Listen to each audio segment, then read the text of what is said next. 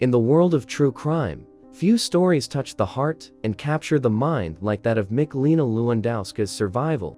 It's an unbelievable story of a young woman kidnapped, gagged, and buried alive by her former fiance, only to miraculously emerge from beneath the earth to recount an unimaginable ordeal.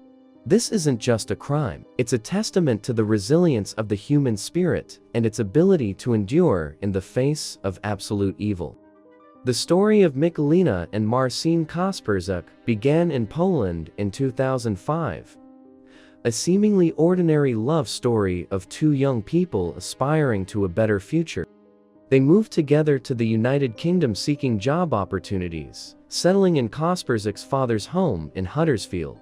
Their relationship culminated in an engagement in 2007, and they welcomed their son, Jacob, in 2008. However, it became clear that love wasn't enough to sustain their bond. The relationship rapidly deteriorated during Michelina's pregnancy, ultimately leading to their separation. Despite the breakup, Michelina clung to a glimmer of hope, continuing to wear her diamond engagement ring, perhaps wishing for a return to happier times. She couldn't have known that this very ring, once a symbol of love, would become her only tool for survival against the grip of death.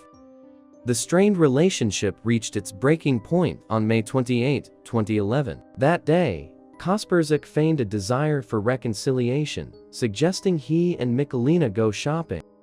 Michelina reluctantly agreed, leaving their 3-year-old son, Jacob, with her mother before returning home to get ready. She was applying her makeup in the bathroom when she overheard Kasperzuk talking to his friend, Patrick Boris, who was 18 at the time. She didn't realize this conversation was a precise plan for a chilling crime. As she emerged from the bathroom, everything changed. With a sinister, unforgettable smile, Kasperzuk produced a 3,000-volt stun gun. He wasn't joking, nor was he merely testing the device. He aimed it directly at her neck and delivered a powerful electric shock that completely paralyzed her and sent her to the floor. Not content with that, he repeated the tasing several times to ensure her total incapacitation. He then ordered his friend, Boris, to tie Michelina's hands and feet and tightly gag her with tape.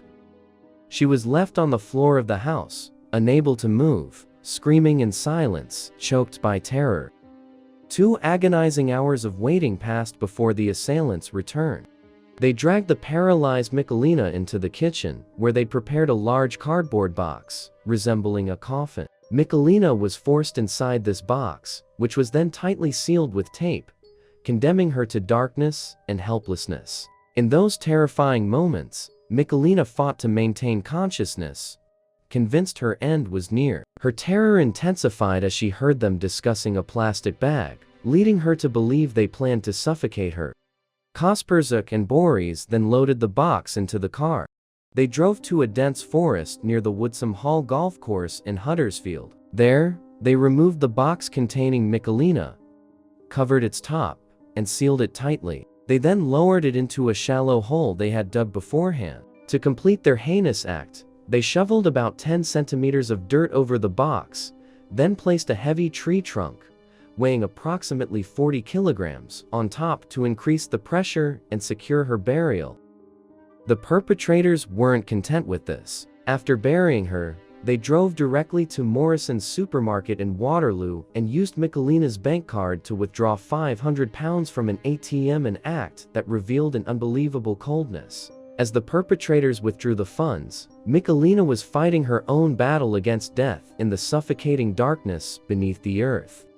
Despite the paralysis and overwhelming terror that gripped her, she didn't give up. She suddenly remembered the diamond engagement ring she was wearing. In a glimmer of hope amidst despair, the idea struck her to use the ring to cut the adhesive tape binding her hands and feet. Michelina's testimony in court was deeply moving. "I thought about my ring, that I could take it off my finger and try to cut through the tape with it. I cut the tape from my legs with this ring. I put the ring back on my finger, then I put my whole hand through the opening." After freeing her hands and feet, the most challenging battle began.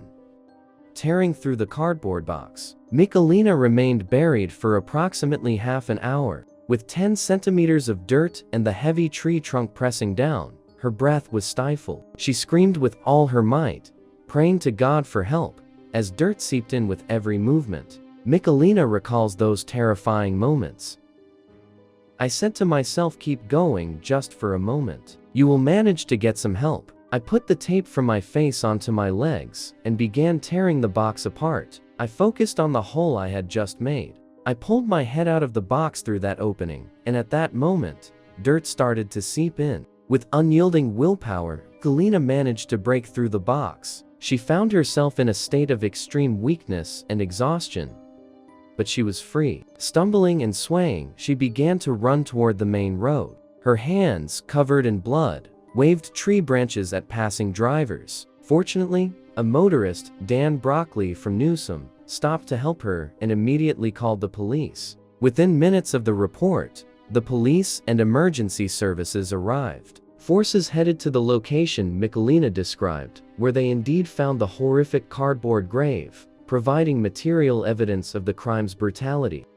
After regaining her composure and strength, Michelina began to recount the details of the attempted murder by her former fiance and his accomplice. Within a few weeks, the police successfully apprehended Marcin Kasperzak and Patrick Boris, bringing them to justice. During the 2013 trial, Michelina delivered her impactful testimony through an interpreter. She revealed she had never anticipated Kasperzak's sinister intentions. At first, I thought it was a joke, that they just wanted to scare me, but I quickly realized the horrible truth of the situation. She added that she heard the sound of dirt being thrown onto the coffin while she was inside, making her certain that her end had arrived. Before the sentence was pronounced, the judge directed harsh words at Kasperzak, revealing his malicious motives. You became unhappy with your girlfriend, and you believed she was treating your 3-year-old son improperly. The problem you faced was that she would not leave, and she would not leave her child to you and your mother. Therefore, you planned to get rid of her. Marcin Kasperzak was convicted of attempted murder, possession of a prohibited weapon, and kidnapping, receiving a 20-year prison sentence. His accomplice, Patrick Boris, was found guilty of kidnapping but acquitted of attempted murder due to being a minor at the time of the crime. Boris was sent to a correctional facility where he served 4.5 years. Both men were informed they would be eligible for parole after serving half of their respective sentences. Michelina Lewandowska's story isn't just a record of a crime, it's an inspiring testament to the power of hope, the resolve to survive, and the belief that justice will ultimately prevail. It's a stark reminder that evil can lurk in unexpected places, but the courage of one individual can defy the darkness and emerge victorious. If you liked the episode, don't forget to like, share it with your friends who love mysteries, and subscribe to the channel and activate the notification bell so you don't miss any new episodes. See you in a new mystery and a new episode. Goodbye.